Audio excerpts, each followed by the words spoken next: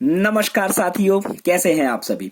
Actually आज जो हम क्वेश्चन पेपर सॉल्व करने जा रहे हैं ये कल ही पेपर हुआ common pre board school examination 2022-23 का मैथमेटिक्स का स्टैंडर्ड वाला क्वेश्चन क्लास 10th का। और देखो बच्चा, मैं ये क्वेश्चन जो करवाने के पीछे हमारा मेन मकसद ये होना चाहिए कि हमें ये पता हो जाए कि आखिर क्वेश्चन आ कैसे रहे हैं। दूसरी बात कि हमें इन क्वेश्चनों को करते समय सारे फॉर्मूले रिवाइज हो जाएंगे, क्योंकि मैं हर एक क्वेश्चंस को करवाऊंगा और अभी मैं स्टैंडर्ड करवा रहा हूं, इसके बाद हम बेसिक भी करेंगे। देखिए बच्चा, आपको जैसा पता ही है कि सेक्शन ए 20 मार्क्स के एमसीक्यूज आएंगे, लेकिन मैथ के पेपर में बच्चा एमसीक्यू करने के लिए भी थोड़ा सा सॉल्व करना पड़ता है। तो चलो देखते हैं बच्चा, पहला क्वेश्चन क्या है। देखिए यहां पर पहला क्वेश्चन आपके सामने देखा होगा और आपके पास पेपर भी होगा, तो आप देख सकते हैं बच्चा। क्या कहता है कि बच्चा लार्जर नंबर क्या है, वो लार्जर नंबर फाइंड आउट करना है जिसको 398 और 436 दो नंबर दे रखे हैं। हमें लार्जर नंबर फाइंड आउट करना है और कहता है कि वो लार्जर नंबर क्या है जिसको हमें इससे डिवाइड करने पे रिमाइंडर 7 और 11 आए। अब करें तो करें क्या, क्योंकि रिमाइंडर 7 और 11 है बच्चा, तो जाहिर सी बात है 7 नंबर यानी कि वो नंबर जो डिवाइड हो जाएगा वो 7 नंबर इससे फालतू होगा और 11 नंबर इसमें फालतू होगा। सिंपल सी चीज है बच्चा, क्योंकि रिमाइंडर बच रहा है तो जाहिर सी बात है हम डिवाइड करने के बाद 7 और 11 फालतू आ रहा होगा। अब रिमाइंडर हमने माइनस कर दिया, यहां आ गया 391 और ये आ गया बच्चा जी 425। अब हमारे पास क्वेश्चन क्या आता है, 391 का हम एलसीएम निकाल लेते हैं। एलसीएम आपको पता है कैसे करते हैं बच्चा, 391 का एलसीएम निकालेंगे तो बच्चा एलसीएम निकालने के बाद आपका आएगा 17 और ये आएगा 23, ये हो जाएगा बिल्कुल 23 बन जा बिल्कुल, तो ये आएगा 17 इंटू 23 और 425 का हम एलसीएम निकालने जाएंगे तो 425 का ये आ जाएगा बच्चा 8 और 5 और सिमिलरली 5 से करेंगे और ये आ जाएगा बच्चा 5 और 5 7 35 17 आ जाएगा बच्चा, यानी कि 5 इंटू 5 इंटू 17 आ गया बच्चा। और इसके बाद 17 आ गया। इसके बाद दोनों में से देखेंगे बच्चा वो नंबर कौन सा है जो दोनों में कॉमन आ रहा है, नंबर कौन सा है जो दोनों में कॉमन आ रहा है, तो ये है 17 नंबर और आपका ऑप्शन क्या हो जाएगा, बी। आई थिंक सो आपको ये समझ में आ गया होगा। यानी कि आने वाले क्वेश्चंस यही नहीं और भी अगर आ सकते हैं जिसमें रिमाइंडर का क्वेश्चन आएगा बच्चा कि रिमाइंडर 7 बच रहा है 11 बच रहा है, तो वो कौन सा लार्जर नंबर होगा जिसको डिवाइड करने के बाद हमारा आंसर आएगा, तो आप हमेशा रिमाइंडर को माइनस करोगे बच्चा और फिर उसके बाद एलसीएम लेके उन दोनों के बीच के एचसीएफ को निकालोगे, मींस उन दोनों के कॉमन फैक्टर को निकालोगे। समझ में आ गया। चलो सेकंड क्वेश्चन की तरफ पूछ करते हैं बच्चा। देखो क्या है सेकंड क्वेश्चन कहता है बच्चा जी हमारे पास, ध्यान से समझना। कहता है if alpha and beta are the zeros of the polynomial this, यानी कि हमें एक x का फंक्शन दे दिया x की स्क्वायर माइनस का 5x प्लस का k, और कहता है कि बच्चा अल्फा और बीटा इसके क्या है, जीरोस हैं। और एक और कंडीशन दे दी है, कहता है कि बच्चा कि alpha minus beta equal to 1 है, तो कहता है k की वैल्यू निकालो। अब आपको यह पता होना चाहिए बच्चा, k की वैल्यू निकालने के लिए हमारे पास बहुत सारे तरीके हैं। क्यों? क्योंकि हमें पता है बच्चा कि अल्फा प्लस बीटा का फॉर्मूला होता है माइनस बी अपॉन में ए, और वी नो दैट एक्स की स्क्वायर के आगे जो कॉफिशिएंट होता है वो ए होता है, एक्स के आगे जो कॉफिशिएंट होता है वो बी होता है, और जो बेचारा लास्ट का बच जाता है वो सी होता है। ये हम क्लास में पढ़ भी चुके हैं। तो हमें पता है बच्चा माइनस बी कितना है बच्चा, माइनस का 5, ये माइनस तो बच्चा इस फॉर्मूले में है, और ए कितना है बच्चा, ए है हमारा कॉफिशिएंट एक्स का स्क्वायर, तो वो कितना है 1, तो यहां पर minus minus become a plus, alpha plus beta हमारे पास 5 आ चुका है। सिमिलरली अल्फा माइनस बीटा ये तो गिवन है बच्चा 1, बोलो हाँ। अब क्योंकि ये दोनों चीजें गिवन है तो प्लस माइनस ऑफ कोर्स ये कट जाएगा, एलिमिनेट हो जाएगा। 2 alpha is equal to 6, alpha की वैल्यू कितनी आ गई, 3। जब अल्फा की वैल्यू हमारे पास 3 आ गई और इस 3 को वैल्यू को पुट करोगे तो बीटा की वैल्यू 2 आ जाएगी, सिंपल। अब बीटा निकल गया, अल्फा निकल गया, और हमें फॉर्मूले के बेसिस पे ये पता है बच्चा क्या कि अल्फा इंटू बीटा का फॉर्मूला क्या होता है बच्चा, सी अपॉन में ए तो 1 है बच्चा और सी कितना है, के, अल्फा इंटू बीटा यानी कि 3 इंटू 6, 3 इंटू 2 6 आ जाएगा, तो k की वैल्यू कितनी आ गई बच्चा 6। देखो बच्चा मैं समझाते हुए कर रहा हूं तो इसीलिए थोड़ा सा तो टाइम लग जाएगा। क्यों? क्योंकि इसका आंसर हमें विद इन 30 सेकेंड 1 मिनट के अंदर करना है। तो कोशिश करना बच्चा कि जल्दी आ जाए, लेकिन बच्चा जल्दी आप तभी कर पाओगे किसी भी क्वेश्चंस को जब हम प्रैक्टिस पूरी कर चुके होंगे, और हमें प्रैक्टिस कभी करनी छोड़नी नहीं है जब तक बोर्ड का पेपर आ ना जाए। ओके ना, क्वेश्चन नंबर सेकंड की तरफ, सेकंड तो हो चुका है, क्वेश्चन नंबर थर्ड की तरफ चलते हैं। क्वेश्चन नंबर थर्ड देखो क्या कहता है। क्वेश्चन नंबर थर्ड कहता है बच्चा कि यहां पर दो यानी कि the product of to consecutive positive integer, दो कंसेक्यूटिव नंबर कौन से होते हैं? क्रमागत संख्याएं कौन सी होती हैं बच्चा? वो संख्याएं जो लगातार हो, जैसे 17 18, 20 21, 22 23, ये नंबर होते हैं। अब ऐसे में दो प्रोडक्ट निकालने हैं, दो ऐसे ही नंबर है जिनका प्रोडक्ट 306 है। क्वाड्रेटिक इक्वेशन बताना है इस सिचुएशन पे। तो लेट फर्स्ट क्वाड्रेटिक इक्वेशन हमने x मान लिया, सेकंड वाला x+1 हो जाएगा। बोलो क्यों? क्योंकि हमेशा ये लगातार नंबर होंगे, उसी को ही कॉन्जिक्यूटिव पॉजिटिव इंटीजर बोलते हैं। अब इन दोनों का प्रोडक्ट कर दिया बच्चा, इन दोनों का प्रोडक्ट कितना आना चाहिए बच्चा? 306। After multiplication what we have, x का स्क्वायर, x वन जा x, और ये 306 इस साइड में आ जाएगा, 306 माइनस का आ जाएगा। This is the actually quadratic equation. तो मींस हमारा कौन सा ऑप्शन सही हो रहा है? ए ऑप्शन सही हो रहा है। क्वेश्चन नंबर 4 देखेंगे बच्चा। क्वेश्चन नंबर 4, अच्छा डायग्रामा देखे जरा।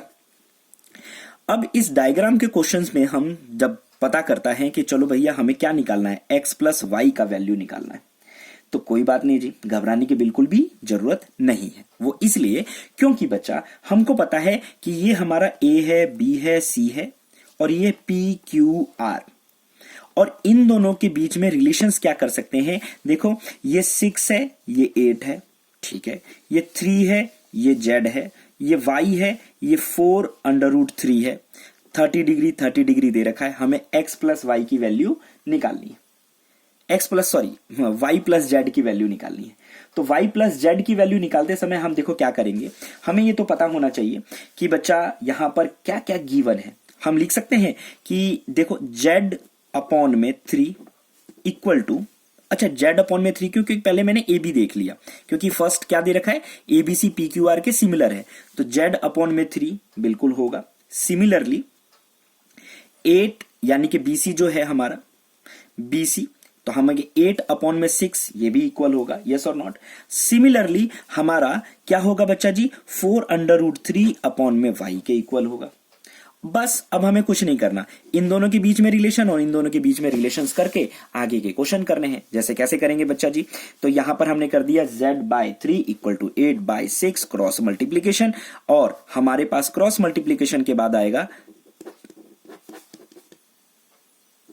z 4 आ गया, यस और नॉट।